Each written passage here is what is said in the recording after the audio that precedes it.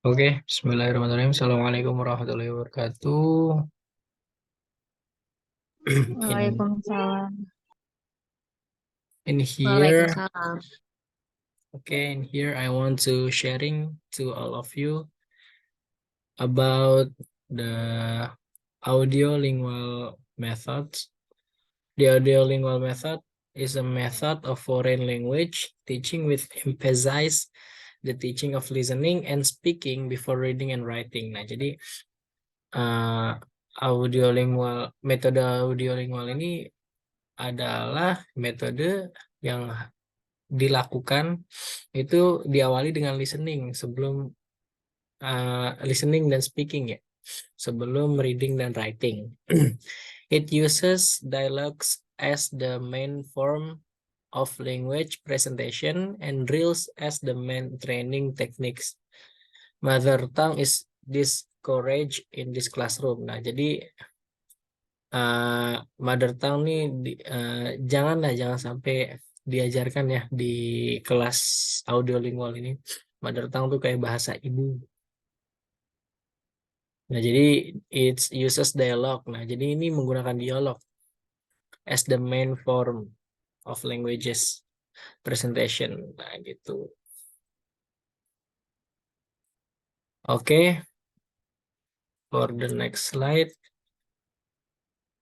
What is it? Pros and cons and how to use that. The audiolingual method have the audiolingual method atau bisa kita singkat ya ALM is a behaviorist theory method of teaching foreign languages that focus on repetition and grammar over vocabulary. Nah, jadi yang harus diulang-ulang di sini adalah grammar di atas vocabulary. It also teaches the language in the foreign language rather than the student's native one. In this blog post, in this presentation, you learn everything you need to know about the audiolingual method, including what it is, how to use it, and pros and cons. Okay. A brief history of the audiolingual method. Any quick research on the internet will lead you to hundreds of explanation of the audiolingual method. Nah, jadi kalau kalian searching nih di internet, kalian bakal menemukan banyak sekali penjelasan tentang audiolingual method ini. Most of those explanation will tell you that the ALM fell into disuse through a highly visible critique and general dissatisfaction with the outcomes of the method. But let's take closer look. Jadi kita lihat aja nih langsung how to use audiolingual method began. The audiolingual method began during World War II as a way to give troops survival communication tool before sending them to the front lines. Nah, jadi awal-awal itu audiolingual method ini digunakan di Perang Dunia Kedua ya, untuk para troops, untuk para tentara gitu, untuk berkomunikasi sebelum mengirim alat gitu ke garis depan ya, the front lines. But the actual method as we know it today rose from the work of structural linguistics like Charles C. Fries and Robert Lado. Nah, ini pencetusnya. They developed it to focus on listening and speaking. Much of their work was based on behavioral physiology, especially the work of B.F. Skinner and studies of the English languages. Although the result of the study of English structure were evolutionary, the creators of the ALM had little practical teaching training. So the classroom techniques drew the attention of hard critics. Nah, jadi dengan diadakan ALMs ini diharapkan kelas tuh bisa kelas atau murid itu bisa menggambarkan dan bisa mengambil atensi ke kita gitu. This criticism would lead to an evolution toward different, more innovative method of language teaching. Okay, next, why the audiolingual method become less popular? Nah, kenapa nih audiolingual method nih sekarang ya bisa dikatakan nggak terlalu populer di kalangan metode-metode pengajaran lainnya. When the audiolingual method was being designed and put to use, linguistics as a science was in its infancy. Linguistics were often at each other's throats, and differing school of thought arose. This led to diverse theories about what language is, how it is learned, and how it should be thought. While structural linguistics were taking language apart, listing its parts, and figuring out how they were joined. Other linguistics were more interested in the sources of language within psychology, its use meaning. Naturally, many linguistics tried to apply these theories to language acquisition and teaching. Noam Chomsky, who belonged to a different camp than the structural linguistics, wrote a landmark essay or critique of Skinner, a book, Verbal Behavior. Though this critique has been subsequently questioned. At the time of its publication, it had a significant influence on the development of physiological truth. In fact, the essay it is often considered a turning point towards cognitive psychology from behavioral psychology. Unfortunately, because the ALM based much of its pedagogy on Skinner's behaviorist ideas, the method directly suffer from this hard critique. It also didn't help that the actual methodology had flaws. Promised objectives were not met. Students were dissatisfied with result, and the linguistic community began to turn it back on the ALM. Nah, jadi ini banyak sekali kritik ya dari audiolingual method. Kenapa jadi kurang populer gitu? Dari yang saya bacain tadi sedikit ya. Jadi ada ya buku yang dibuat oleh Skinner tentang verbal behavior.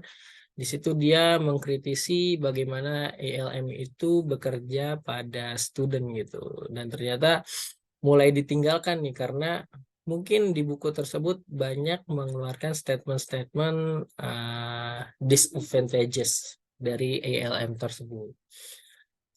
Jadi kita lanjut aja di pros and cons of the audiolingual method. The pro dan kontranya ya. Oke. In the early day of the ALM, structure, rules, and procedures were closely monitored and practiced to standardize the teaching process and evaluate its effectiveness. Nah, jadi dibuat standar nih dari ALM ini. Thus, on the audiolingual bandwagon point out lots of advantages. Jadi ini beberapa advantages atau kelebihannya dari si ALM atau audiolingual method. And the first one is students practice useful language from the very first class. Nah, jadi student ini mempraktekkan dari bahasa-bahasa yang useful gitu, yang sangat berguna from the very first class, di kelas-kelas pertama mereka gitu. Yang kedua atau the second one is better pronunciation and increase participation as a result of the drilling exercises. Nah, jadi membuat pronunciation itu lebih baik dan meningkatkan atau mengincrease participation as a result of the drilling exercises gitu. And the third one is the use of visual cues, which was though to help develop vocabulary. Nah, lagi-lagi di sini kita bisa menambahkan atau lebih memperluas wawasan kita terhadap vocabulary. And on the other hand, critics felt that the method had these disadvantages. Nah, jadi ini kritik-kritik yang mengatakan bahwa ALM ini memiliki kekurangan. Yang pertama, it's too much attention was placed on the teachers, who was limited to presenting only mechanical aspects of the language. The reduction of vocabulary, and the second one is the reduction of vocabulary is a favor of structure. Nah, jadi yang pertama tuh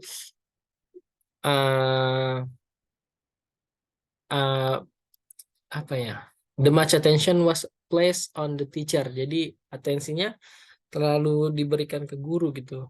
Who was limited to presenting only mechanical aspect of the language. Nah, jadi lebih ke arah gurunya tentang atensi dari murid-murid tersebut. Yang kedua, reduction of vocabulary in favor of structure. Nah, jadi mereduksi vocabulary ke beberapa struktur gitu. Itu kekurangannya. And the last one is how the audiolingual method is used. Okay, today, despite language teaching drifting away from using ALM as a complete method, the materials that were developed for classroom use are still valid and useful. Nah, jadi metode ini ya terkadang di kelas-kelas tuh masih inilah terdengar valid dan useful gitu. Textbook developers continue including the best audiolingual practices in print language materials. Okay, these same materials are also online. Nah, biasanya untuk audiolingual method nih banyak nih berseliweran di online gitu. Contohnya di YouTube ada, di Google juga ada gitu. From everyday dialogue to structural substitution and transformation exercises, the legacy of ALM continues with us to modern day language instruction. Nah, jadi seiring berkembangnya zaman, audiolingual method ini juga berkembang gitu, mengikuti modernisasi di hari ini. Oke, mungkin ada pertanyaan dari teman-teman about my sharing.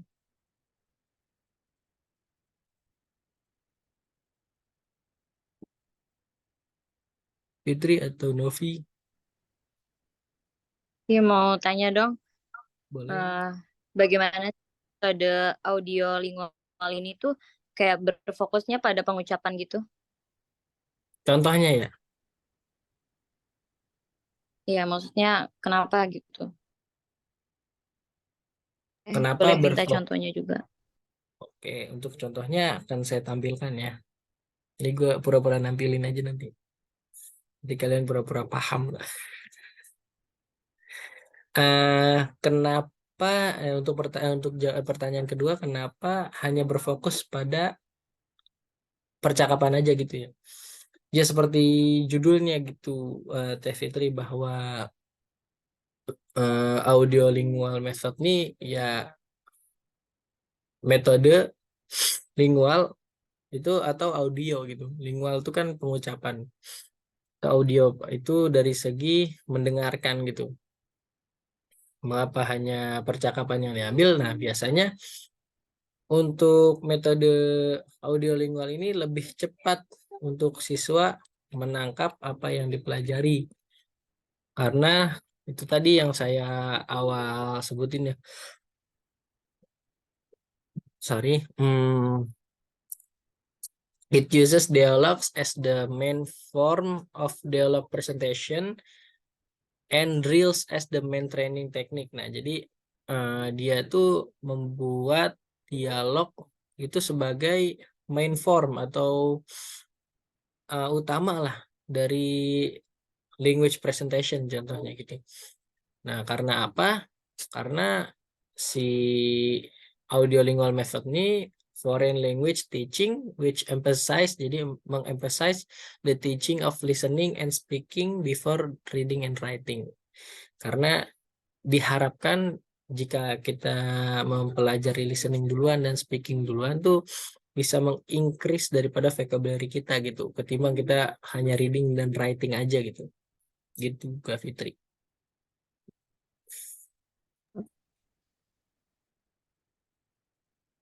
Oke, mungkin segitu aja ya. Mengingat keterbatasan waktu, terima kasih atas partisipasinya. Assalamualaikum warahmatullahi wabarakatuh. Waalaikumsalam warahmatullahi wabarakatuh.